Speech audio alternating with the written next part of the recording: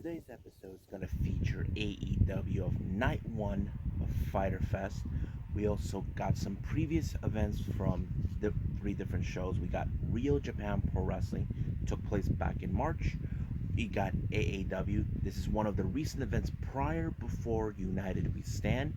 And finally, Frontier Martial Arts Wrestling, which is one of the most popular death matches promotions in all of Japan, but you are familiarized with the barbed wire explosion. So, let's get started with another episode of Deleted Wrestle Zone.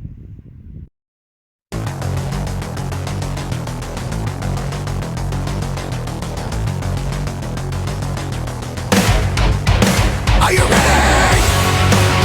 Get up, get up! Get up, get up! Get up, get up! Get up, get up! Get up, get up! Get up, get up!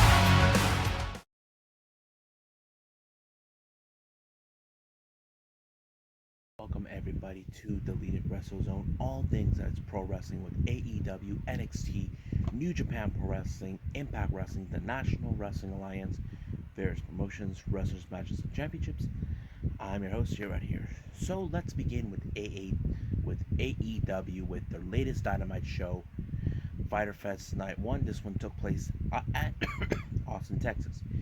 The opening match was the IWGP United States Heavyweight Championship that Jon Moxley has been holding on for almost over 500 days. Now, this match was set due to Carl Anderson, who wants to claim this title back to where it originally came from. If you guys follow the history pretty well, Kenny Omega was the original, the first ever IWGP United States Champion, so he thought he can bring it home. However, Eddie Kingston decided to take care of Doc Gallows, and he did. However, the match was very good. Basically, even though they're playing by New Japan rules, but it was a pretty good match. Now, you would have assumed that somehow Carl Anderson was going to win it. Nope. Jon Moxley remains as the IWGP United States Champion when he pulled off the paradigm shift.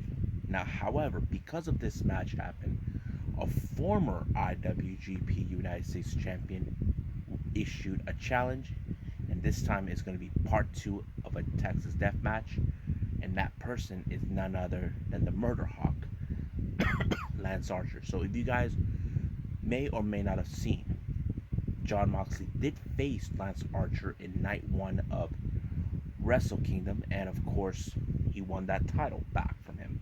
Now, Jon Moxley originally did not lose the title when he won it. He had to relinquish it due to that he was unable to compete, and of course, he regained it back. Now, the next thing we have is an interview by Alex Brahamontes. Now, this was a very unusual interview for me, but I have to say it's very exciting. It appears that Andrade is leaving a message to Alex and telling him that the message is for Death Triangle. Now, I don't know if he's thinking about forming a faction with the Lucha Brothers, or I don't know. I have this distinct feeling that he may want to be part of the Death Triangle only if he kicks out Pac, knowing that, he's in the way. I don't know exactly, but whatever it is, this is coming a very interesting storyline. Now, the next match is for the FTW title. This is the Rogue title. It has no affiliation with AEW. This is between Team Taz members Ricky Starks and Brian Cage. The match was pretty awesome in every aspect, but however, I had that distinct feeling that maybe that something's going to happen, and it turned out it did. Hook and Powerhouse Hobbs turned on Brian Cage, allowing for Ricky Starks to become the FTW champion. So what's going to happen next, I don't know, but we'll see what happens then. Next up, as you know, last week we saw the shocking debut of Malachi Black. Well, Cody called him out, and basically exchanged some words, and somehow he reappeared. They brawled, but apparently they had to separate them. Now, I don't know. I have that distinct feeling that there's going to be a match with them in somewhere close to All Out. I'm not sure, but I have that distinct feeling that could happen. But we'll see it. Now, we saw a little funny joke, this time coming from the inner circle. Santana Ortiz, they tried to play mind games with Tully Blanchard. They were going to use a crowbar on him, but they told him it was a toy. And it says, unlike us, we are taught to respect our elders. And that's kind of interesting. I think they're trying to say you are teaching these guys how to be thugs, not to respect people. And I think that's kind of like the game they're playing at. I'm not sure, but I find it very interesting. Now, the next thing we have is Shivani. They decided to do an interview with Hangman to find out what's his response towards him challenging for the AEW World Title. And he wants to challenge it, but however, Don Callis doesn't believe he has the right to. But he does. I think he's currently number one. And of course, Matt Jackson decided to get in his face, and then they try to turn it into a trap. But however, we had the Dark Order. Now, Kenny is avoiding the match, trying like this him the face. So he made a 5-on-5 match. But however, Hangman wants the match that everybody wants to see. Him versus Kenny for the AEW World Title. Now, however, Kenny came up with the perfect solution. But also Hangman made another proposition that the Dark Order will get a tag team title shot. And I'm like, whoa. So Kenny and Don came up with the perfect plan. If they lose, they walk away. Never get another shot ever again. So, Dark Order were not comfortable with it, but Hangman did it. But I have that distinct feeling something could change. If you probably ask me what it is, there is one more person that's going to be a pain in their butts, and that person is none other than, of course, the Elite Hunter Kazarian. Anything could happen, but we'll see where they're going to go from there. Now, of course, Jericho, we all know what's going on with him. He knows the stipulation, so he's doing like the labors like Hercules did. His first labor, he has to face Shawn Spears, but Spears is only allowed to use a steel chair. So basically, that's the stipulation. This is kind of like a very interesting thing that's happening, but I can't wait to see it. Next up, we got Matt Hardy versus Christian Cage. This time, Matt Hardy went alone, and this was like one of those matches like, alright, the rivalry could end at any given time, and it did. I was like thinking, man, this is going to be a very interesting match between two guys who we know they're tag team specialists. They actually fought time and time against each other. But, wow, it was good. But in the end, it was Christian Cage who won. However, the HFO tried to get involved, but Christian got backup, and that is the Luchasaurus, and the Jurassic Express, Jungle Boy, and Luchasaurus. So they were there to back him up. Now, as we all know, Miro is the current TNT champion. What are you guys' thoughts about that brand new title with the white strap? I have to say, I don't mind the black, but I feel the white felt more comfortable. It kind of reminded me like the IWGP Intercontinental Championship, and it kind of reminds me of that. And I feel it looks nice. I mean, my favorite color is black, but I have to say this is a perfect color. I don't know how you guys feel. You guys let me know what you guys think. Now, in addition of what's happening next week between Britt Baker and Nyla Rose, Britt made a lot of statements saying that she knows that she lost to her before, but however, she's not worried about her well-being after being put through the table. Come on, who forget about the unsanctioned match? That is something that people will not forget. So she's fully aware, and then she called out Vicky because of her last name, and she's confident enough to believe that she'll walk out of Dallas as the AEW Women's Champion, and we just gotta wait and see what happens then. But as for Nyla and Vicky, they're not taking this lightly, so they send a message back. Well, not physically, but mostly verbally. Now, in response to Lance Archer demanding a match for the IWGP United States Championship Part 2 of the Texas Death Match, Moxley knows he's a target, so he, he gladly accepted it. Now, we see the next match, Wheeler Yuta taking on Sammy Guevara. I have to say, it was a very interesting match. I enjoyed it. I mean, Wheeler Yuta is an amazing wrestler to watch, with a type of technical wrestler, using submission tactics or ways to win. But wow, but Sammy was the better wrestler and he showed respect to Wheeler Yuta. But however, throughout the entire match, they were being watched by the Bunny and the Blade. Next up, we got QT showing a video from earlier of the day where he disrespects Tony Schiavone. He's becoming a real prick, but it is what it is. Now we get Penelope Ford taking on Yuka Sakazaki, the magical girl. It was a pretty fun match because I like Yuka Sakazaki. I like how she's the magical girl. And some people might have thought that Penelope was going to win, but I don't think that's what. It's because there's a dilemma when it comes to wrestlers outside of the U.S. that if you make them lose too many times, it's kind of like a sign of disrespect. And I think it's like, let them win a few matches and then have them lose some matches. Let them do that.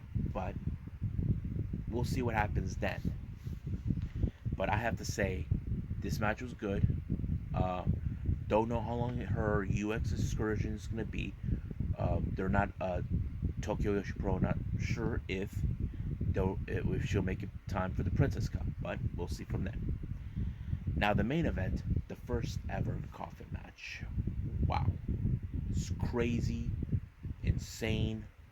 Of course, I knew that Scorpio Sky was going to show up and Sting was going to back him up, but this was nothing compared like a casket match. But what I did like is Darby Allin, his way, like not letting Ethan Page try to bury him, because he has issues with him. And that's what I like about it. It was telling the story. Ethan hated him for cutting the front of the line instead of starting in the back. But it happened. But it was Darby Allin who won the match. But the post-match, he did a coffin drop while Ethan Page was in the coffin. I'm like, wow. That's practically insane. But I have to say, this event was pretty darn good.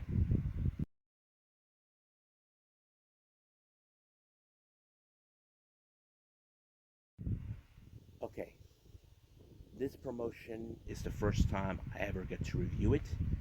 I heard of the name, but never reviewed it. Never seen any of the matches. And you guys probably going to be questioning this. This promotion is called Real Japan Pro Wrestling. You're probably saying, wait a minute, there's New Japan, All Japan, Big Japan, Real Japan. How many more Japan Pro Wrestling events out there? Japan Wrestling, I don't know. Well, I don't know. But right now there's 4. But this promotion was founded in 2005 by Satoru Sayama. Now, if you guys don't know who he is, if you guys follow New Japan Pro Wrestling's history or the lineage of the Tiger, he was in fact the original Tiger Mask. Yes, Satoru Sayama was the original Tiger Mask, the first one that ever actually New Japan ever that created. Now, Tiger Mask 2 was purchased by All Japan, and that persona was taken over by God rest his soul, Mitsuharu Misawa. But that's another conversation for another time. So, right now, this event is called Strong Style Pro Wrestling Volume 9. This took place on the 3rd of March, last months ago, but I finally got to see it. First match is Alejandro teaming with Fuminori Abe, taking on Ikuto Idaka and Super Rider. Every time I hear that word Super Rider, it makes me think of the Kamen Riders. But it was a good match, fun. A fan of Alejandro. He's a really interesting wrestler. But however, in this match, it ended in a submission, all thanks to Idaka. If you guys know who he is, he's from Pro Wrestling Noah. He does an amazing job. I like how he has a certain style, but it was him who won the match. Next up, it's an all-female tag team match. We have Izuki Aoki teaming with Saori Inoue, taking on Maya Yukihi and veteran Jaguar Yokota. A pretty good match. Now, some of you may have asked, any of these women are from any promotions. Well, I do know Jaguar. She is from World Women's Pro Wrestling. Bova Yoke, she's a freelancer. So same thing with, I'm assuming everybody's a freelancer. But it was a good match, very hard hitting. But however, you cannot deny the powerness of Jaguar. She is a veteran. You know, she continues to wrestle even for someone in her 50s.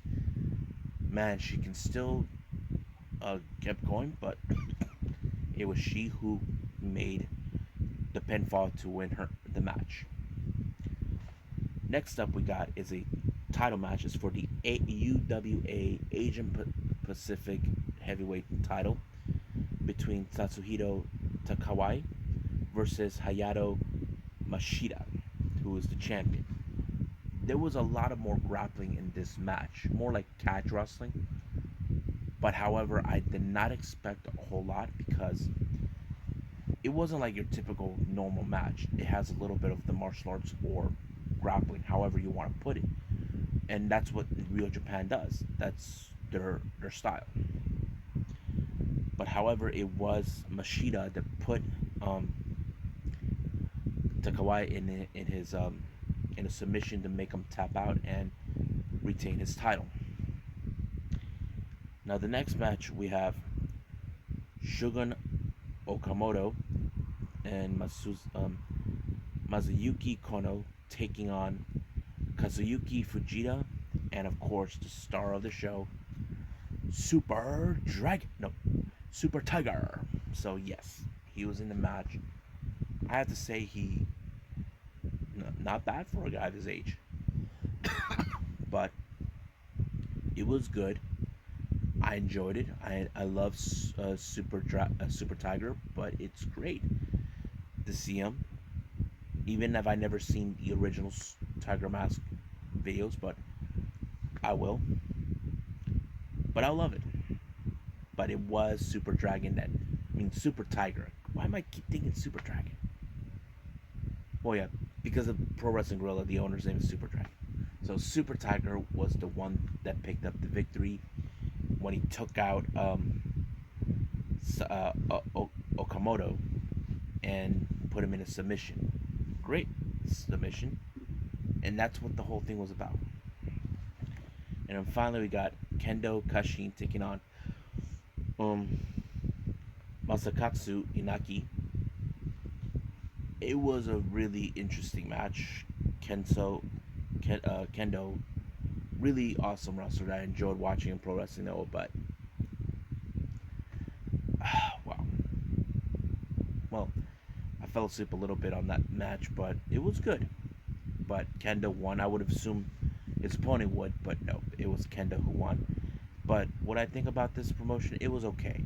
I enjoyed it, and I wish I could see more so I can get more clearer understanding and more positive reviews I can possibly get from this. But hopefully in the future, if Watch Pro Wrestling put more stuff like this, I'm definitely down to watch it. But right now, let's keep moving forward with AEW Crush and Destroy.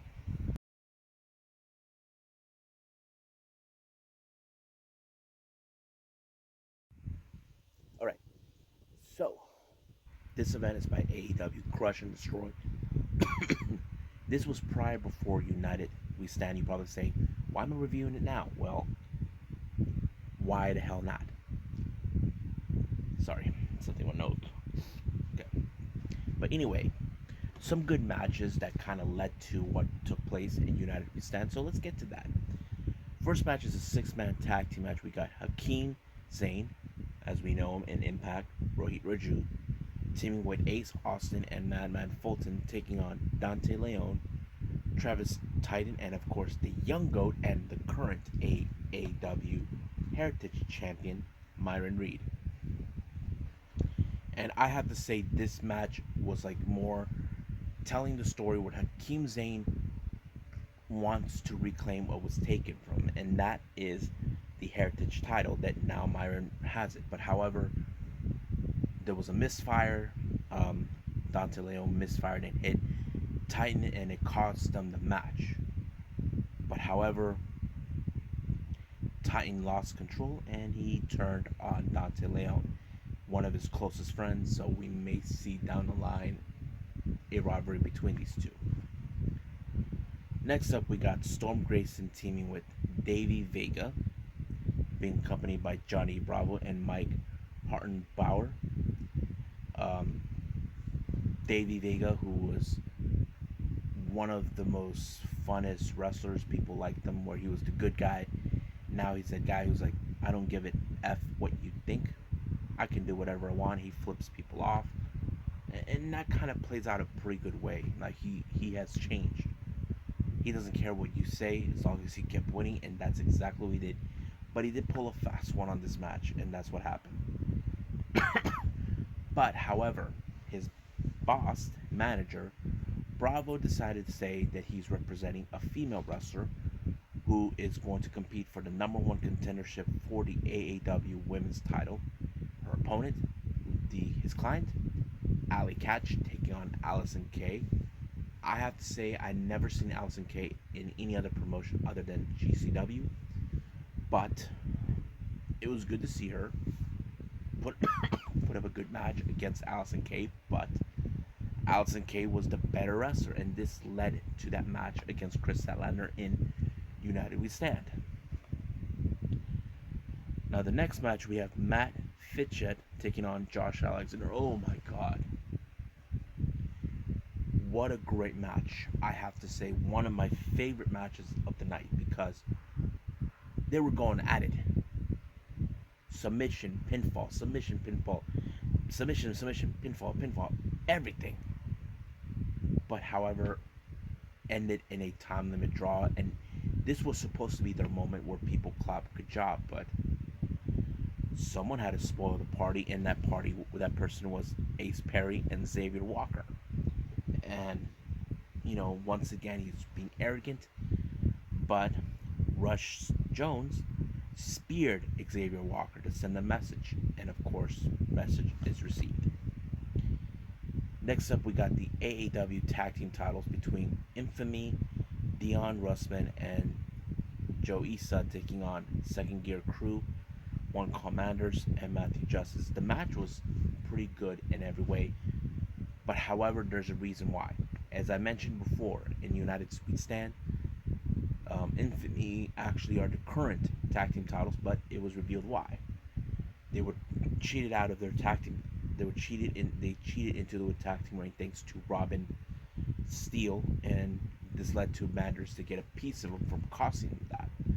So basically, that's what happened. So Robin Steele was the one that made sure that they remained champions. Next up, we got AJZ taking on Shaft. Shaft killed him badly, He's a very powerful dude, and he is one of those guys I definitely got to pay attention. Then we got Daniel Garcia taking on Fred Yehi. Basically, this is his way of stepping one forward because we did mention he did face Mance Warner for the heavyweight title. And of course, Fred Yehi, he's a great wrestler and he's one of the best I've ever witnessed. And of course, this allowed him to win. The next match is for the AAW Women's title between Ihan and Chris Statlander. Very awesome match too. I enjoyed it. But however, it was Chris Statlander that won the match when she pulled the big battery to retain the title. So basically, she probably would be facing. She faced, of course, Allison Kay in United We Stand, which she lost the match. Excuse me. And finally, the heavyweight title between Jay Something and of course Mance Warner. The match was pretty good, even they brought in the toys. But however, in this one, Fred Yehi showed up to get into Mance Warner head, failed, but Mance Warner retained the title. I have to say it's pretty good, but we all know what happened in the next event. He lost the title, and Fred Yehi is now the new AAW World Heavyweight Title champion. So I think that's pretty much it. What we got with AAW.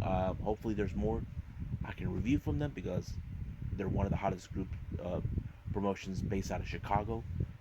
But we'll see what happens down the line if there's more to come from AAW.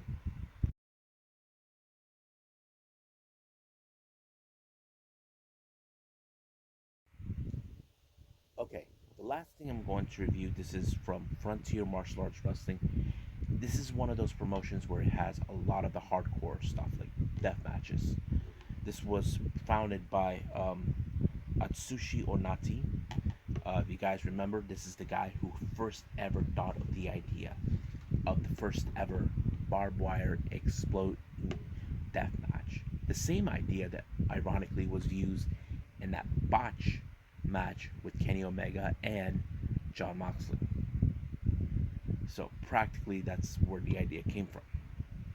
The first match was a fake explosion match between Yumehito Iwanari taking on Baoti Sushi Fortunita. You can guess it was fake. Fake explosion. I don't know how you call it fake, but it worked. It was like, but however, it was, what's his name? Yumehito who won the match, who was able to pull it off, and he seems like the kind of guy who is one of the most popular wrestlers. Some of these wrestlers you may or may not have heard of, but we'll get there.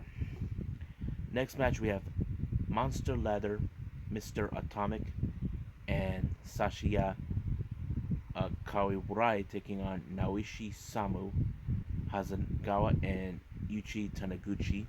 I have to say, a very interesting match, but however, Leather Mask was crazy. So was the other guys, but however, it was Hasegawa who picked up the victory for his team to win it. But of course, Monster Leather was not thrilled. So yeah.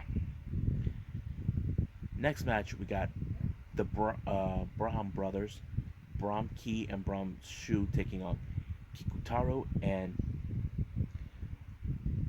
Gabai Ji-chan, the old man.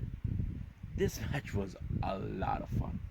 I'm a big fan of Kikutaro because I like his gimmick. He's a interesting wrestler, but when it comes to him wrestling women, that's a different story. But I was surprised how this match ended with a no contest. I'm like, well, these guys didn't were being Boy Scouts, but it happens. Next up we got is a throwing money bunkhouse three-way match, death match between Nene Dai, Miss Mongol, and Drew Parker. I don't know what to make of this match, but it was very interesting. I never heard of this type of death match, but it was a lot of fun.